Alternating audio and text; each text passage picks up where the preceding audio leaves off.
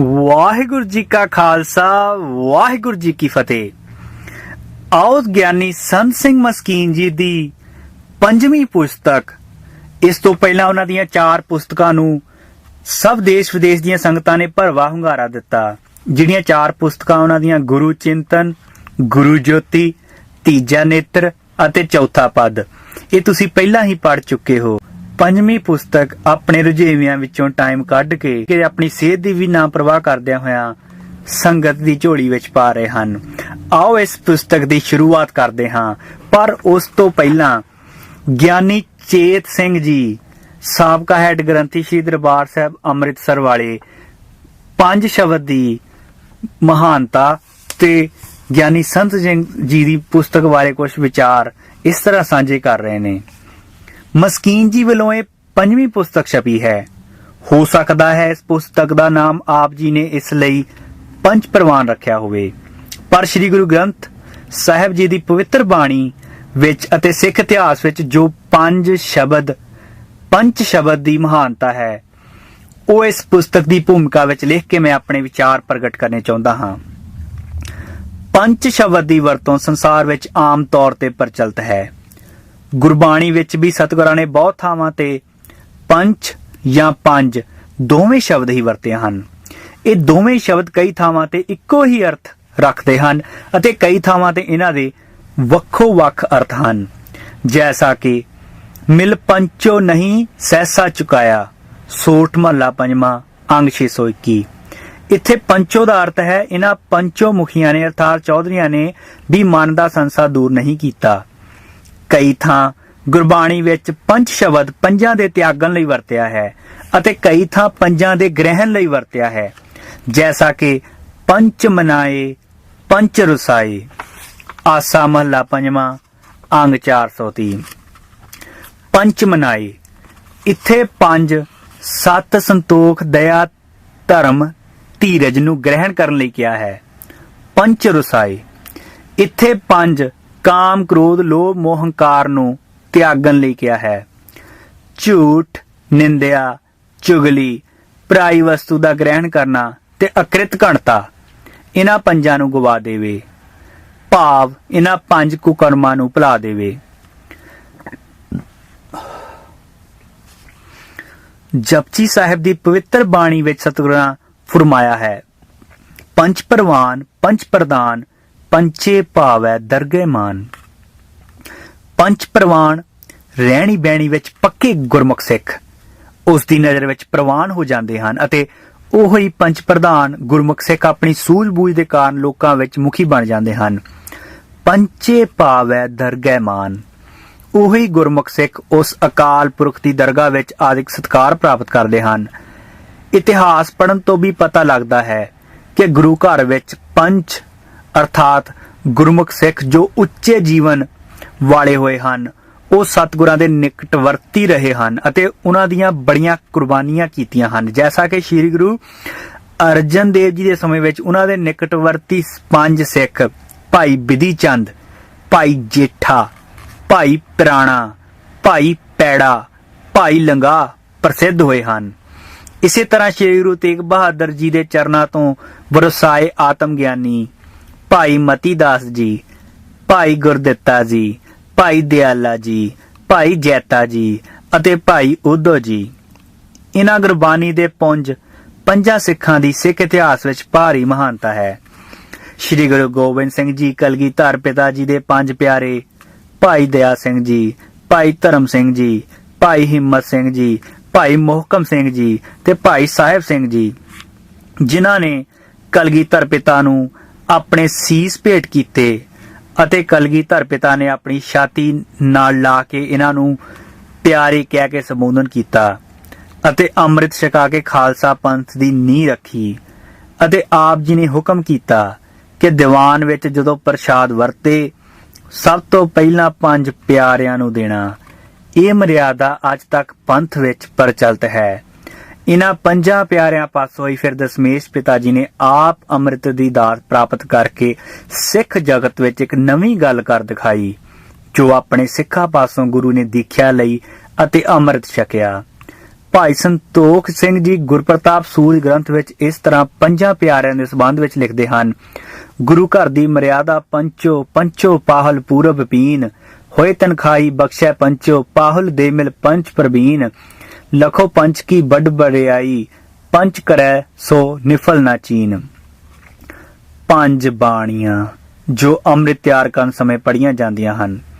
ਜਪ, ਜਾਪ, ਤਪ ਪ੍ਰਸ਼ਾਦ ਸਵਈਏ, ਸ਼ਰਾਵਕ ਸੁਧ, ਚੌਪਈ, ਆਨੰਦ ਸਾਹਿਬ।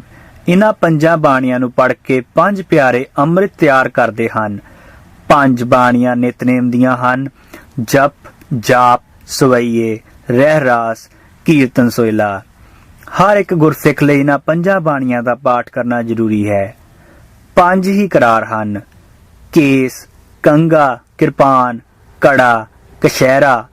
ਅੰਮ੍ਰਿਤ ਛਕ ਕੇ ਇਹਨਾਂ ਪੰਜਾਂ ਕਰਾਰਾਂ ਦਾ ਧਾਰਨੀ ਹੋਣਾ ਸਿੱਖ ਲਈ ਜ਼ਰੂਰੀ ਹੈ।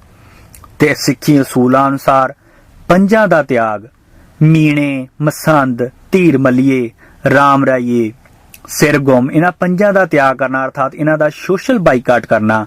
ਹੁਣ ਛੇਵੇਂ ਨਿਰੰਕਾਰੀਆਂ ਦੇ ਬਾਈਕਾਟ ਦਾ ਵੀ ਪੰਥ ਨੇ ਫੈਸਲਾ ਕੀਤਾ ਹੈ। ਇਸ ਤਰ੍ਹਾਂ ਗੁਰਬਾਣੀ ਅਤੇ ਇਤਿਹਾਸ ਵਿੱਚ ਪੰਚ ਸ਼ਬਦ ਦੀ ਬਹੁਤ ਮਹਾਨਤਾ ਹੈ। ਇਸ ਲਈ ਮਸਕੀਨ ਜੀ ਨੇ ਵੀ ਉਪਰੋਕਤ ਗੁਰਬਾਣੀ ਅਤੇ ਇਤਿਹਾਸਕ ਹਵਾਲਿਆਂ ਨੂੰ ਸਾਹਮਣੇ ਰੱਖ ਕੇ ਇਸ ਪੁਸਤਕ ਦਾ ਨਾਮ ਪੰਚ ਪਰਵਾਨ ਰੱਖਿਆ ਹੈ। ਇਸ ਵਿੱਚ ਲਿਖੇ ਸ੍ਰੇਸ਼ਟ ਵਿਚਾਰਾਂ ਤੇ ਅਮਲ ਕਰਕੇ ਮਨੁੱਖ ਗੁਰਮੁਖ ਬਣ ਕੇ ਉਸ ਵਾਹਿਗੁਰੂ ਜੀ ਦੀ ਦਰਗਾਹ ਵਿੱਚ ਪ੍ਰਵਾਨ ਹੋ ਜਾਂਦੇ। ਇਹ ਸਨ ਗਿਆਨੀ ਚੇਤ ਸਿੰਘ ਜੀ ਦੇ ਇਸ ਪੁਸਤਕ ਬਾਰੇ ਕੁਝ ਸ਼ਬਦ। ਆਓ ਹੁਣ ਇਸ ਪੁਸਤਕ ਦੀ ਸ਼ੁਰੂਆਤ ਕਰਦੇ ਹਾਂ। ਮਸਕੀਨ ਜੀ ਦੀ ਆਪਣੀ ਲਿਖੀ ਪੁਸਤਕ ਪੰਚ ਪਰਵਾਨ ਤੇ ਇਸ ਦੀ ਭੂਮਿਕਾ ਵਿੱਚ ਹੁਕਮੀ ਉਤਮ ਨੀਚ, ਹੁਕਮ ਲਿਖ ਦੁੱਖ ਸੁਖ ਪਾਈਐ। ਜੀਵ ਨੂੰ ਵਡਿਆਈ ਤੁਰ ਦਰਗਾਹੋਂ ਮਿਲੀ ਹੋਈ ਹੈ। ਧੁਰ ਦਰਗਾਹ ਤੋਂ ਮਿਲੀ ਇਸ ਵਡਿਆਈ ਨੂੰ ਕੋਈ ਘਟਾ ਨਹੀਂ ਸਕਦਾ, ਕਿਉਂਕਿ ਇਹ ਉਸ ਦੀ ਦੇਣ ਹੈ ਜਿਸ ਤੱਕ ਕਿਸੇ ਦੀ ਪਹੁੰਚ ਨਹੀਂ। ਯਥਾ ਹੁਕਮੀ ਮਿਲੈ ਵਡਿਆਈ। ਜਪ ਜੀ। ਪੱਥਰਾਂ ਦੀ ਦੁਨੀਆ ਵਿੱਚ ਸੰਗਮਰਮਰ ਤੇ ਹੀਰੇ, ਪੰਨੇ, ਨੀਲਮ, ਬੁਖਰਾਜ ਇਤਿਆਦਿਕ ਨੂੰ ਈਸ਼ਵਰੀ ਹੁਕਮ ਅਨੁਸਾਰ ਹੀ ਮਹਾਨਤਾ ਮਿਲੀ ਹੈ। ਰੱਬੀ ਨਿਯਮਾਵਲੀ ਅਨੁਸਾਰ ਹੀ ਬਨਸਪਤੀ ਵਿੱਚ ਚੰਦਨ ਸਿਰਮੌਰ ਹੈ ਔਰ ਫੁੱਲਾਂ ਵਿੱਚੋਂ ਗੁਲਾਬ ਸਿਖਰ ਤੇ ਹੈ। ਪਸ਼ੂ ਜਗਤ ਤੇ ਨਿਗਾਹ ਮਾਰੀਏ ਤਾਂ ਸਾਹਸ ਦਲੇਰੀ ਵਿੱਚ ਸ਼ੇਰ ਅੱਗੇ ਹੈ, ਦੌੜਨ ਵਿੱਚ ਘੋੜਾ ਤੇ ਹਿਰਨ ਅੱਗੇ ਹੈ, ਭਲਾਮਾਨਸੀ ਵਿੱਚ ਗਊ ਤੇ ਵਫਾਦਾਰੀ ਵਿੱਚ ਕੁੱਤਾ ਅੱਗੇ ਹੈ। ਇਸੇ ਤਰ੍ਹਾਂ ਪੰਛੀਆਂ ਦੀ ਦੁਨੀਆ ਵਿੱਚ ਪਵਿੱਤਰਤਾ ਵਿੱਚ ਹੰਸ, ਸੁਹੱਪਣ ਵਿੱਚ ਮੋਰ ਤੇ ਦਲੇਰੀ ਵਿੱਚ ਵਾਜ ਪ੍ਰਧਾਨ ਹੈ। ਪਵਿੱਤਰ ਜੀਵਨ ਤੇ ਨਿਗਾਹ ਮਾਰੀਏ ਤਾਂ ਜੀਵਾਂ ਨੂੰ ਇਹ ਉਦਮ ਪਦਵੀ ਅਕਾਲ ਪੁਰਖ ਦੀ ਨਿਯਮਾਵਲੀ ਅਨੁਸਾਰ ਹੀ ਪ੍ਰਾਪਤ ਹੋਈ ਹੈ। ਜਦ ਕੋਈ ਮਨੁੱਖ ਉਸ ਅਕਾਲ ਪੁਰਖ ਦੇ ਨਿਯਮ ਨੂੰ ਸਮਝ ਲੈਂਦਾ ਹੈ ਤੇ ਉਸ ਦੇ ਹੁਕਮ ਤੇ ਨਿਯਮ ਪੂਰਵਕ ਆਪਣਾ ਜੀਵਨ ਢਾਲਦਾ ਹੈ ਤਾਂ ਉਹ ਹੁਕਮੀ ਦਾ ਰਾਜ ਸਮਝ ਹੁਕਮੀ ਦੀ ਪ੍ਰਸੰਨਤਾ ਦਾ ਪਾਤਰ ਬਣ ਜਾਂਦਾ ਹੈ। ਕਹੋ ਨਾਨਕ ਜਿਨ ਹੁਕਮ ਪਛਾਤਾ, ਪ੍ਰਭ ਸਾਹਿਬ ਕਾ ਤਿਨ ਭੇਦ ਜਾਤਾ। ਰਾਮਕਲੀ ਮਹਲਾ ਪੰਜਵਾਂ, ਅੰਗ 885। ਹੁਕਮੀ ਦੀ ਪ੍ਰਸੰਨਤਾ ਹਾਸਲ ਕਰ ਐਸੇ ਮਨੁੱਖ ਸਮੁੱਚੀ ਜੀਵ ਸ਼੍ਰੇਣੀ ਦੇ ਪੰਚ ਬਣ ਜਾਂਦੇ ਹਨ। ਸੰਸਾਰ ਤੇ ਨਿਰੰਕਾਰ ਦੀ ਦਰਗਾਹ ਵਿੱਚ ਇਹ ਪ੍ਰਵਾਨ ਮਨੁੱਖ ਹਨ।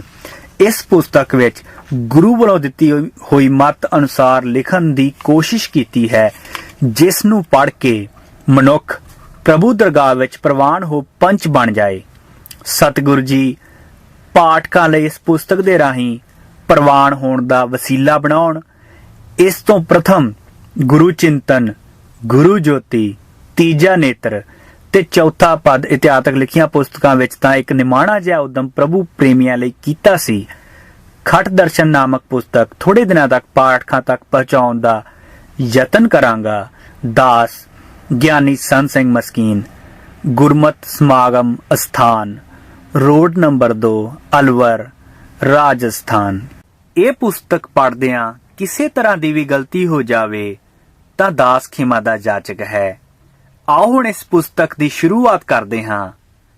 ਪਹਿਲੇ ਭਾਗ ਤੋਂ ਮਸਕੀਨ ਜੀ ਦੀ ਆਪਣੀ ਲਿਖੀ ਪੁਸਤਕ ਪੰਚ ਪਰਵਾਨ, ਭਾਗ ਪਹਿਲਾ, ਕਰਮ, ਗਿਆਨ, ਭਾਵ। ਵਾਹਿਗੁਰੂ ਵਾਹਿਗੁਰੂ ਵਾਹਿਗੁਰੂ। ਮਨੁੱਖੀ ਮਨ ਇਹਨਾਂ ਤਿੰਨਾਂ ਹਾਲਤਾਂ ਵਿੱਚ ਰਹਿੰਦਾ ਹੈ, ਕਦੀ ਕਰਮ ਪ੍ਰਧਾਨ ਤੇ ਕਦੀ ਗਿਆਨ ਪ੍ਰਧਾਨ ਤੇ ਕਦੀ ਭਾਵਹੀਨ ਹੁੰਦਾ ਹੈ। ਪ੍ਰਥਮ ਕਰਮ ਦੀ ਵਿਚਾਰ ਕਰੀਏ। ਮਨੁੱਖ ਦੇ ਮਨ ਨੂੰ ਕੁਝ ਕਰਨ ਲਈ ਚਾਹੀਦਾ ਹੈ। ਮਨ ਵਿਹਲਾ ਨਹੀਂ ਰਹਿੰਦਾ। एक लोक कथा प्रचलित है कि बेकार ना बैठ कमीज फाड़ ते सिया कर।